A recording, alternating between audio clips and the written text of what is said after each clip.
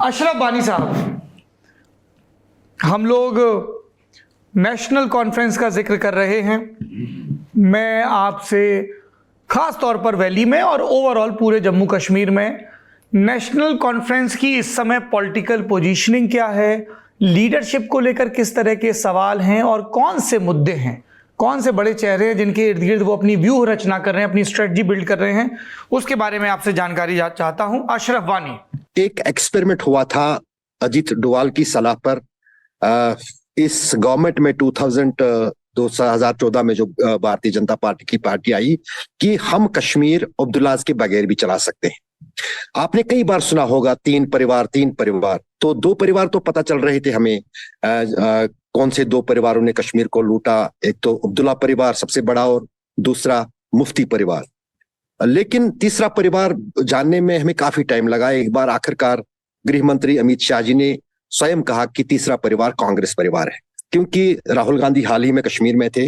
वो अपने आप को, राजीव गांधी अपने आप को और इंदिरा गांधी अपने आप को और खास तौर से नेहरू अपने आप को कश्मीरी कहते थे। वो कहते थे उनकी जड़ें और उनका खून जो है वो जम्मू कश्मीर का ही है, कश्मीर का ही। तो अगर इस वक्त बात करें जब अनुच्छेद 370 हटा, भटनागर साहब ने आपको कहा, तो चूंकि जो अर्थवाइल स्टेट थी 2019 से पहले, उसमें महबूबा मुफ्ती भी मुख्यमंत्री रह चुकी है और उमर अब्दुल्ला भी, और फारूक अब्दुल्ला 5 बार। उमर अब्दुल्ला ने फैसला किया था कि वो अगर चुनाव होते हैं वो चुनाव नहीं लड़ेंगे।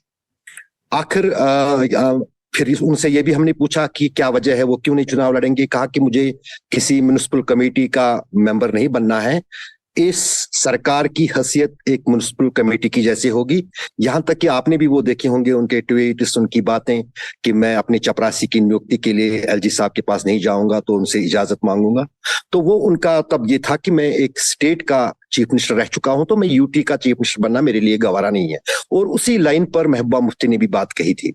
लेकिन आखिर सबसे बड़ा सवाल ये खड़ा होता है, जो हमने पूछा भी उमर अब्दुल्ला से, क्या वजह हुई उमर अब्दुल्ला ने अपना फैसला बदला। पहली बार तो उन्होंने जिस दिन घोषणा हुई थी चुनावों की, ये कहा कि अब डॉक्टर साहब की सेहत ठीक नहीं है। डॉक्टर साहब ने क्योंकि जो अभी आपको भटनागर साहब ने कहा है कि कितने एग्रेसिव फारूक अब्दुल्ला होते हैं, उम्र के इस पड़ाव पर उन्होंने जिस दिन चुनाव घोषित हुए, जम्मू कश्मीर में तारीखों की ऐलान हुआ, तो उनसे सबसे पहले पत्रकारों ने कहीं पूछा कि आपका मुख्यमंत्री उम्मीदवार कौन है? तो उन्होंने कहा मैं हूं, मैं मुख्यमंत्री बनने जा रहा हूं, मैं चुनाव लड़ूंगा, मुझे जम्मू कश्मीर को ठीक करना है, संभालना है, यहाँ लोगों को राहत देनी है। तो उसके थोड़ी देर बाद उमर अब्दुल्ला ने ये कहा कि डॉक्टर साहब की सेहत ठीक नहीं है, वो पार्टी को ये नहीं करते हैं, ये मेरे कंधों पर जिम्मेदारी है, मैं इस चुनाव को लड़ूंगा। तो उसके बाद फिर आखिरकार उनकी घोषणा भी हुई कि वो गांधरबल से चुनाव लड़ रहे हैं। तो जाहिर है कि कहीं ना कहीं इस चुनाव में नेशनल कॉन्फ्रेंस एक बार फिर साबित करना चाहती है कि जम्मू कश्मीर की राजनीति में उनके बगैर कुछ नहीं हो सकता है। लेकिन आपको मैं ये भी दिलचस्प बात बताऊं कि केंद्र सरकार या भारतीय जनता पार्टी ये भी इस कसमकस में लगी है कि किस तरह से वो इस परिवार को सत्ता से बाहर रखेंगे।